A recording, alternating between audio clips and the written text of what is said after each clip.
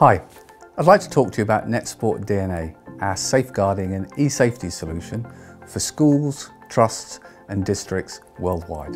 NetSupport DNA provides one of the most flexible and powerful digital safeguarding solutions available on the market.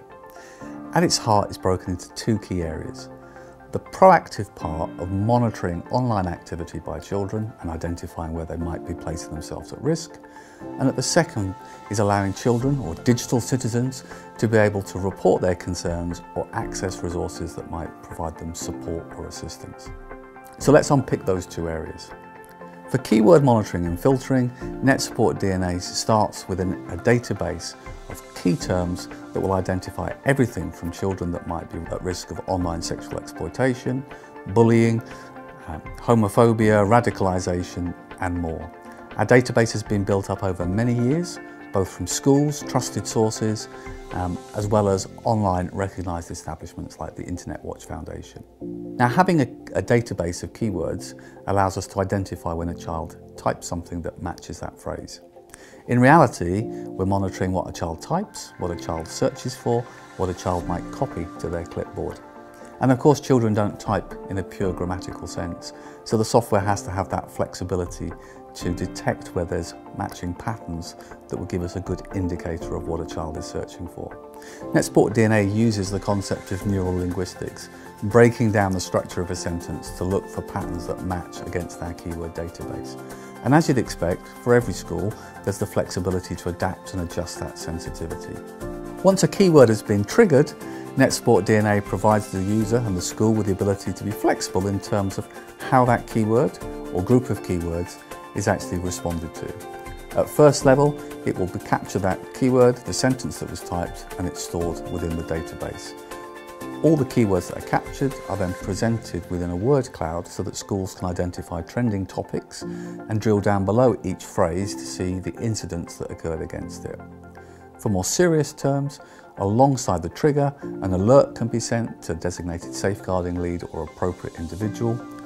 For more serious terms still, a screenshot can be captured to provide context of what the child was doing, and if needed, a video clip can be captured showing the 30 seconds surrounding the capture trigger point so that the school can see a broader context of where the child was going on their particular activity online. Within the local LAN setting, and local LAN setting alone, where we have PCs perhaps in a library where children might be sharing logins, a school can also choose to capture a one-time photograph from the PC's webcam so they can see the child in question. Where that becomes key is when we start talking about triggers for topics that have an immediacy in terms of response from a school's safeguarding position, self-harm, suicide, and so on. And so it's key that a school has all that context behind it. Now, one of the yin and yangs of keyword filtering is really about how much detail you want to capture versus how much noise and alerts and emails are generated as a response. Now, schools within NetSupport DNA have the flexibility to adjust those thresholds. But we always felt that keyword filtering alone wasn't enough. And actually, the real filtering that goes on within a school are the eyes and ears of the professionals. So within NetSupport DNA, we go a level further with our new Contextual Intelligence module. And in effect, what NetSupport DNA now says is not only that sentence triggered, but where was that sentence triggered? What PC was it on? Was it in a lesson or outside of a lesson? Was it supervised or not? What time of day was it? Who was the child? Are they a vulnerable child? Are they a child that's triggered similar phrases to that keyword previously in the last week, and so on? And we add all those variables together to provide a risk index, so that where a child perhaps triggers a concerning keyword, but on discovery we see that it's within a PowerPoint document and it's about a research of the topic, the risk index will be much, much lower than a child that perhaps has searched for terms surrounding self-harm 5 or 6 times in the last 48 hours. The risk index allows schools to have much clearer visibility of those children that need immediate support and intervention, as opposed to the broader intelligence that gives indicators of topics that might lead to whole school assemblies or other types of intervention. As well as our keyword filtering and monitoring, we also need to make sure that children, our digital citizens, are empowered to actually report their concerns they might have. So NetSupport DNA includes a report a concern feature. From any desktop or tablet device, a student can click the NetSupport DNA icon, enter their name, details of their concern, perhaps they're being bullied on a Facebook chat with their peers, provide a document or photographic evidence. They can simply drag the cursor and drop it onto their web browser and it will take a capture of their Facebook session. And most importantly of all, they can then choose which member of staff, the trusted member of staff, they want to send their concern to.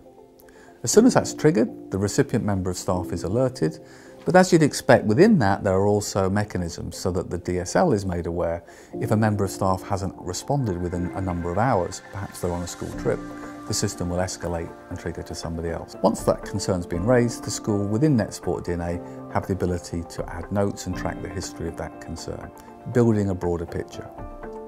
But balancing that report of concern, NetSupport DNA also includes a pre-vetted list of approved resources online where children can visit. So as well as having the choice to send a concern to a member of staff, they can also access an online list of resources that support them, whether it's the Samaritans, Ask Frank for Drugs, or other online agencies that they can access. Most importantly of all, it's making sure no matter what the issue, there is a pathway for a child to actually deliver that. In the broader sense, there's lots of subtleties within NetSupport DNA. It's that flexibility, the need not to have to pay for a third party to monitor your keyword alarms, because the neural linguistics and the new risk index will actually do that work for you and give you the detail based on context. The fact that it can be used across multiple devices. The fact that NetSupport DNA includes a browser-based access for your safeguarding staff without the need to install DNA on their devices. The subtleties to make sure that if a child chooses to access an online resource that's approved about self-harm, in doing so it doesn't then trigger a self-harm alert back. The same for, of course, for our safeguarding staff. So that's NetSupport DNA. Safeguarding and eSafety solutions made easy and accessible, simple to configure, simple to identify the children that really need intervention and support, providing flexibility and tools for young people to be responsible digital citizens, share concerns when needed, and for a school to have absolute confidence that they're delivering their statutory responsibility to look after all of their young people and staff within the learning environment.